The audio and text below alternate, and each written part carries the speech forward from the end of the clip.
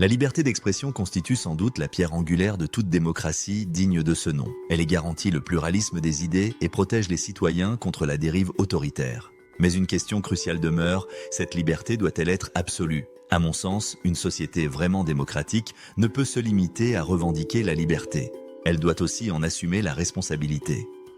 D'un côté, permettre à chacun de s'exprimer sans contrainte favorise le débat, la créativité et le progrès social. Les grandes avancées de l'histoire, qu'il s'agisse des droits civiques ou de l'égalité des sexes, ont souvent été portées par des voix dissidentes. Limiter la parole, même choquante, peut donc risquer d'étouffer la contestation nécessaire à la transformation sociale. Cependant, prétendre que toute parole doit être tolérée sans condition relève d'une naïveté dangereuse.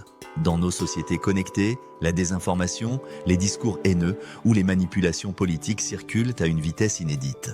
La liberté absolue peut paradoxalement mener à la servitude, celle de l'opinion dominée par le bruit, la peur ou la haine. Or, la démocratie ne saurait se réduire à la loi du plus fort ou du plus bruyant.